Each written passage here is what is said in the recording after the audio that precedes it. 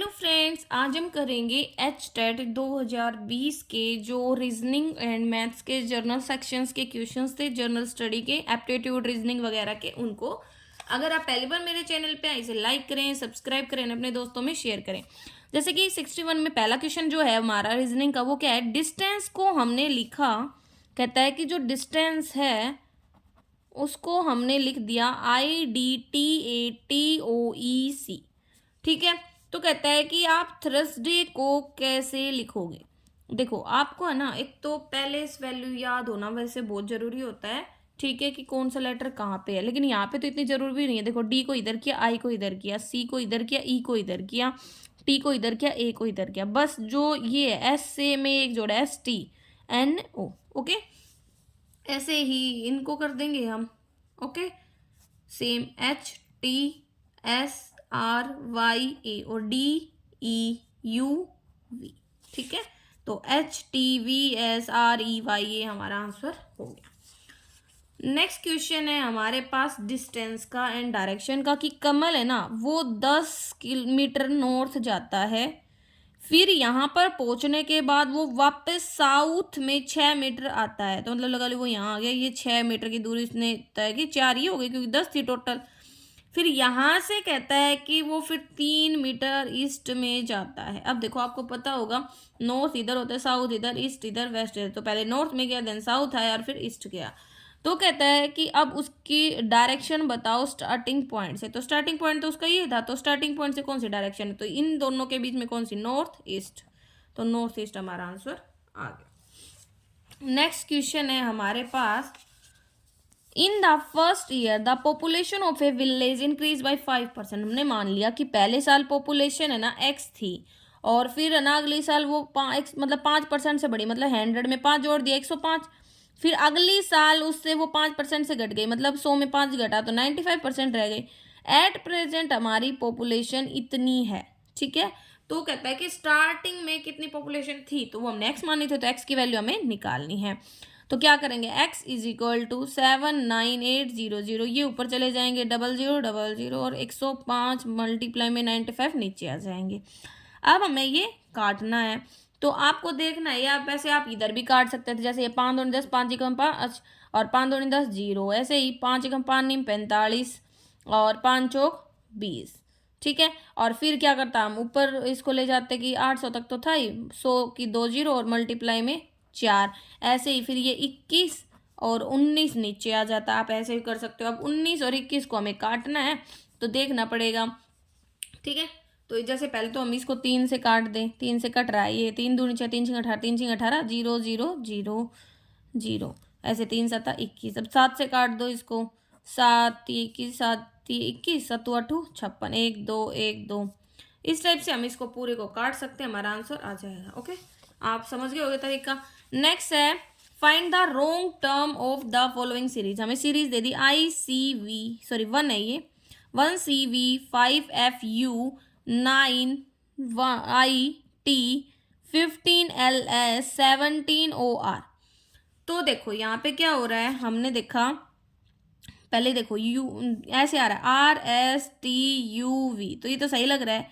अगला है O ऐसे है, C, फिर D छोड़ दिया, EFGHIJKLMNO, तो ये लेटर भी सही लग रहा है। अब आई नंबर की बारी, तो 1 है, 5 है, 9 है, 15 है, 17 है। तो देखो 4 जोड़ा, 4 जोड़े तो इधर भी 4 जोड़ना, मतलब 13 होना था, फिर 13 में 4 जोड़ते 17, तो मतलब ये 15 वाला गलत है। तो यहाँ पे 13LS हमारी सही टर्म है, लेकिन गलत है 15LS। ठीक है, नेक्स्ट दे दिया द रेडियस ऑफ 2 सिलेंडर, मतलब 2 सिलेंडर है, एक लगा लो ये सिलेंडर है और एक ये सिलेंडर है, और इन दोनों की जो रेडियस है उसका रेशियो दे दिया, ये रेशियो 2x है, ये 3x है, और हाइट है उनका रेशियो दे दिए 5x हाइट है और ये 3x हाइट है। सॉरी, y मानना पड़ेगा अलग वेरिएबल। ठीक है, अब रेशियो ऑफ देयर वॉल्यूम, तो जो सिलेंडर होता है उसकी वॉल्यूम का जो फॉर्मूला होता है वो होता है πr²h। तो हमने मान लिया पहले वाले का पाई, और r क्या है 2x, उसका स्क्वायर मल्टीप्लाई में h पाई वाई, दूसरे वाले का वही पाई मतलब फिर r² मतलब 3x का स्क्वायर मल्टीप्लाई में पूरे का होगा ना होल स्क्वायर, और फिर 3y। अब पाई से पाई कैंसिल, वाई से वाई कैंसिल, इधर क्या आया 2x का स्क्वायर करोगे तो 4x का स्क्वायर मल्टीप्लाई में 5, और इधर है 9x का स्क्वायर मल्टीप्लाई में 3, तो x स्क्वायर से x स्क्वायर कैंसिल, ये 5 चौक 20 अपॉन में 9 होती है 27, तो 20 27 हमारा रेशियो आ गया। नेक्स्ट है हमारे पास Mr X said Mrs Y. Mr X ने मिसिज वाई से कहा कि Mrs Y is the wife, Mrs Y wife है of the grandson of my mother, मेरी माँ के, मतलब जो एक्स है उसकी माँ के ग्रैंड सन की पत्नी है। तो मिस्टर एक्स कैसे रिलेटेड हो गया, तो मिस्टर एक्स है आदमी है क्योंकि मिस्टर लग रहा है, तो वो उसका क्या हो गया, उसका ससुर हो गया ना, फादर इन लॉ, क्योंकि इसके बेटे की वाइफ है। मैंने ग्रैंड सन इसलिए ये अलग जनरेशन की थी क्योंकि देखो आपसे ऊपर आपके पेरेंट्स और आपसे नीचे आपके बच्चे, और आपके बच्चे ही तो आपके पेरेंट्स की क्या होंगे, ग्रैंड सन या ग्रैंड डॉटर। नेक्स्ट है हमारे पास how many independent meaningful word can be. देखो जो HEARTLESS ये हमारे पास एक पुराना वर्ड दिया, इसको कहता है कि कितने मीनिंगफुल इंडिपेंडेंट वर्ड्स में बनाया जा सकता है बिना ऑर्डर में बदलाव किए एंड हर लेटर को एक बार यूज किए हुए। तो देखो हार्ट बनता है और हर लेटर को एक बार यूज करना है, ठीक है। दूसरा ईयर बनता है और एक तीसरा ही बनता है, हर लेटर एक बार यूज और बन गया। वैसे देखो लेस भी बन रहा है लेकिन नहीं, क्योंकि भाई यहाँ पे ना हम इसमें जो डबल एस है वो 2 बार आ जाएगा ना इस टाइप से। तो हार्ट, ईयर, ही, इस टाइप से मतलब बहुत सारे वर्ड बन सकते हैं। या वैसे अगर ऐसे नहीं देखो तो ही अगर और जो सेंस है इसकी वो ये भी कहती है कि अगर लगा लो हर लेटर को एक बार ही ले, जैसे इसमें तो हमने क्या किया, ही को हार्ट में भी ले लिया, ईयर में भी ले लिया, ऐसे नहीं अगर ले तो एक देख ही, दूसरा आर्ट, तीसरा लेस, तो 3 वर्ड हमारे ऐसे बनते हैं जिनमें ना कोई भी लेटर दोबारा से नहीं लिया है हमने। ओके, तो आर्ट, ही, लेस 3 हमारा यहाँ पे आंसर हो गया। ठीक है, तो एक सेंस में हमारे ये ऐसे भी बन सकता है कि ही, आर्ट और लेस तीनों, मतलब दोनों सेंस हम यहाँ पे ले सकते हैं। नेक्स्ट क्वेश्चन आपको यहाँ पे दिया गया है, in an examination 27% student fail in English. जैसे कि ये इंग्लिश है, ये साइंस है, तो कहता है कि 27% बच्चे इंग्लिश में फेल हो गए और 38% साइंस में फेल हो गए और 19% दोनों में फेल हो गए। तो कितने परसेंट सिर्फ इंग्लिश में फेल हुए, 8%। कितने परसेंट सिर्फ साइंस में फेल हुए, 19%। ठीक है, तो कितने परसेंट बच्चे पास हुए, तो टोटल कितने बच्चे फेल हुए हैं भाई, 19 38 38 और 8 आएगा हमारा 46% अगर फेल हुए हैं ओवरऑल, तो 54% पास हुए होंगे, क्योंकि 100% हमारी क्या दिखाता है, पास और फेल। ठीक है, तो 54% हमारे यहाँ पे आंसर आ जाएगा। नेक्स्ट है, नेक्स्ट टर्म बतानी है, 20 20 19 16 17 13 14 11 और 2 टर्म बतानी है। तो अल्टरनेटिव ये है, देखो 20 एक कम हुआ, फिर 2 कम हुए, फिर 3 कम हुए, फिर अब 4 कम होंगे, 4 कम होंगे तो यहाँ पे 10 आएगा। अगला है -4 -3 -2 -1 मतलब 10, तो 10 10 हमारा आंसर आ गया। नेक्स्ट हमें दे रखा है, ए मैन रोज अपस्ट्रीम। ये हमारा है मैथ्स का क्वेश्चन कि एक आदमी है ना वो अपस्ट्रीम जाता है। देखो पहले तो आप इसकी कॉन्सेप्ट समझो, ये बोट एंड स्ट्रीम का क्वेश्चन है। जैसे ये नदी है, ठीक है, और यहाँ पे ये आपकी बोट है। ओके, तो देखो अगर नदी इधर बह रही है और आपकी बोट भी इसी के साथ बह रही है सेम दिशा में, तो ये होता है डाउन स्ट्रीम, बोलते हैं इसको, क्या बोलते हैं, डाउन स्ट्रीम, धारा के साथ। और अपस्ट्रीम होता है कि नदी इधर बह रही है और आपकी बोट इधर जा रही है, तो इसे बोल लेंगे अपस्ट्रीम, धारा के विपरीत। तो जब धारा के साथ जाती है डाउन स्ट्रीम में, मतलब बोट की स्पीड मान ली x और स्ट्रीम की है y, तो मतलब x + y होगा, जुड़ जाएगी और स्पीड ले जाएगी। लेकिन आप पानी इधर बह रहा है और आप उधर बोट चलाने की कोशिश कर रहे हो तो घटेगी, मतलब बोट में से धारा की स्पीड घट जाएगी, मतलब जो स्ट्रीम है उसकी स्पीड, स्ट्रीम मतलब पानी की धार वगैरह उसकी।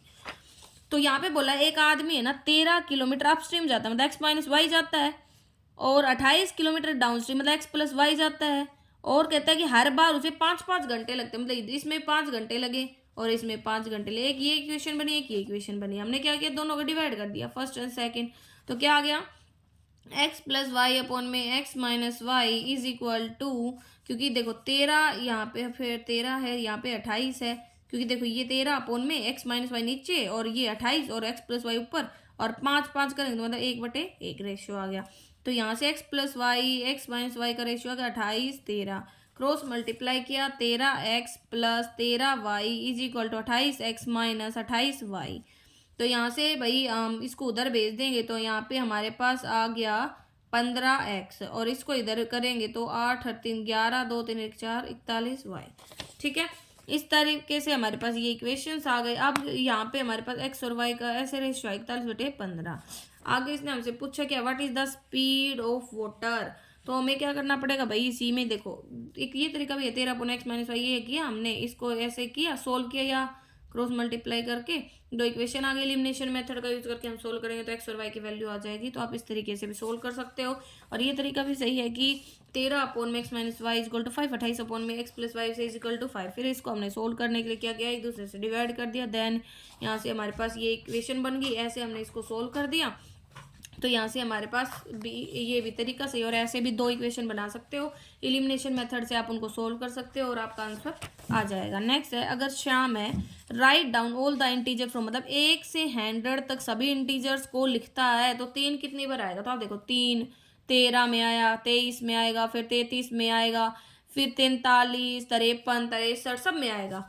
और सब में तो एक एक बार है तो 9 तो वो हो गए, और 33 में मतलब 8 बार हो गई वो, सॉरी, और इसमें 2 बार है तो 2 ये, ठीक है, तो 10।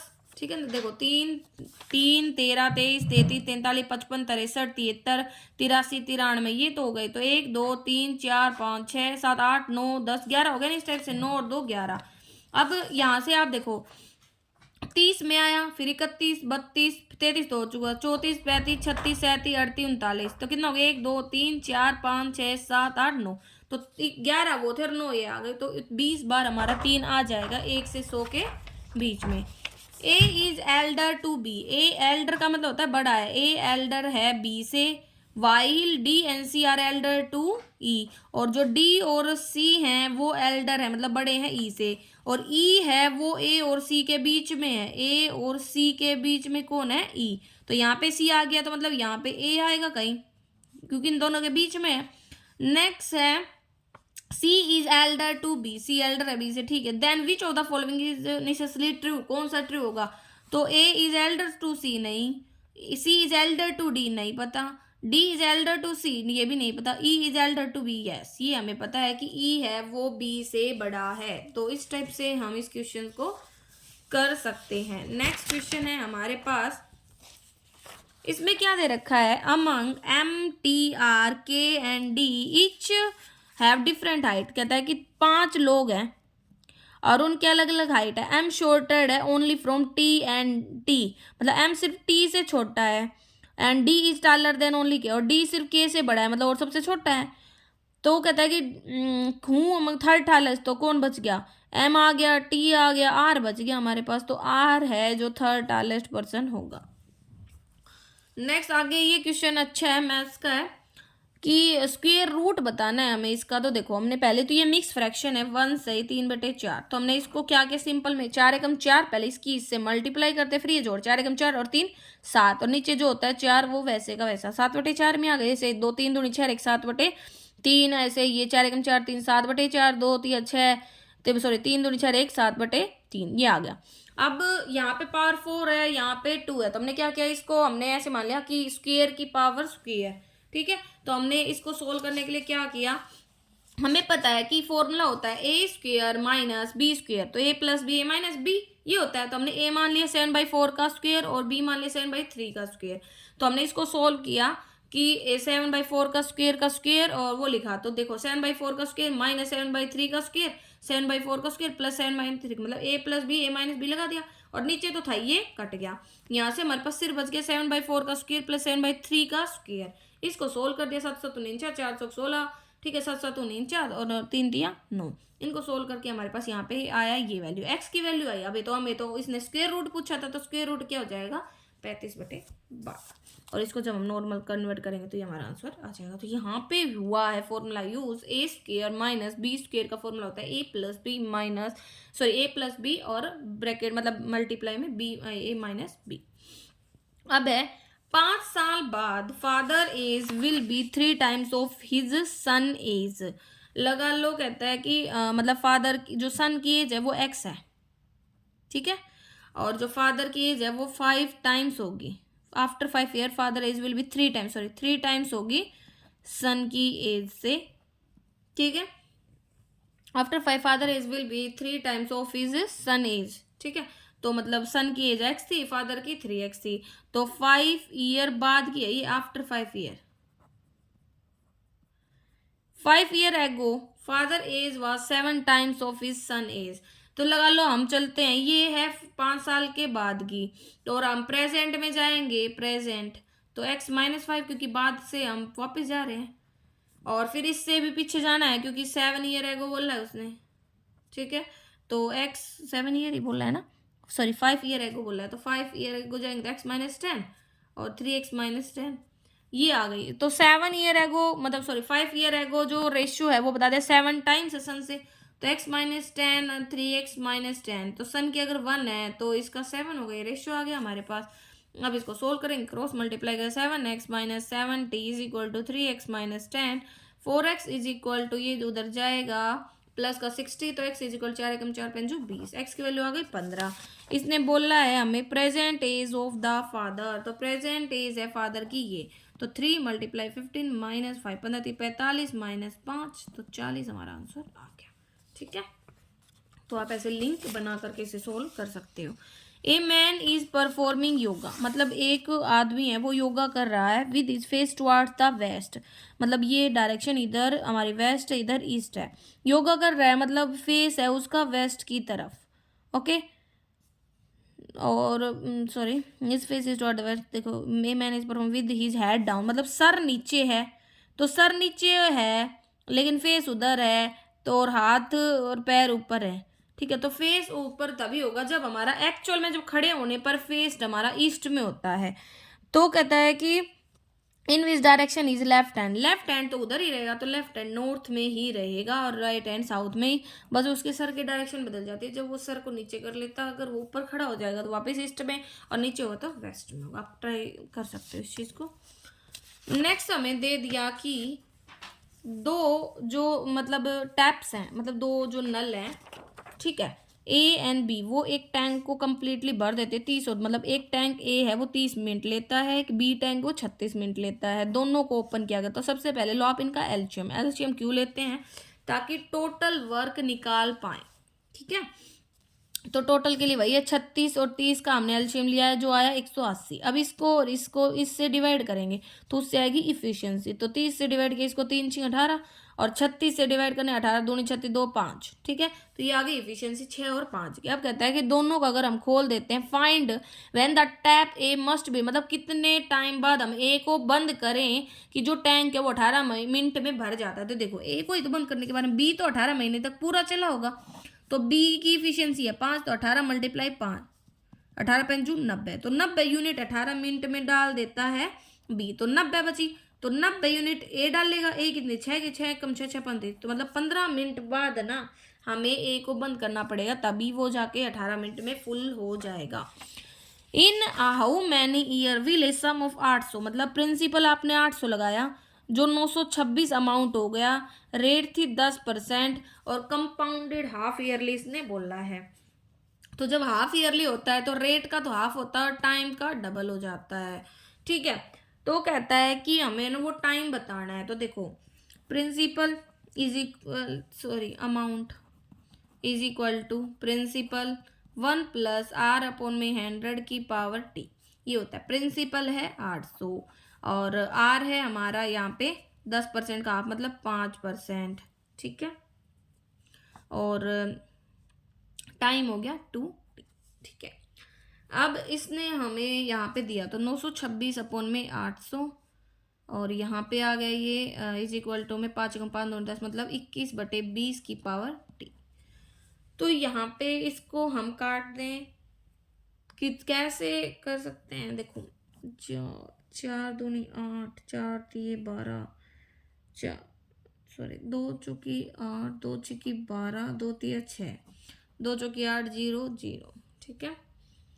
आगे इसमें है हमारे पास 463 हो गया, तो ये कट नहीं रहा, 926 ही था ना, हाँ 926.10 है, देखो 0.10 है, ये चीज़ इंपॉर्टेंट रहेगी। देखो 1 मिनट 926.10 और अपोन में 800 आएगा इज इक्वल टू में 21/20 की पावर 2t। ठीक है, ये है।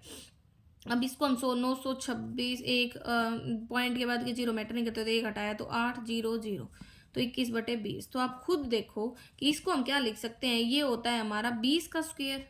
ठीक है, और 20 का सॉरी क्यूब। एंड जो ये 9261 होता है ये होता है 21 का क्यूब। तो यहाँ पे हमारे पास आ गया ना मतलब पावर 21/20, बेस बेस सेम है और पावर है हमारे इक्वल हो जाएंगे फिर।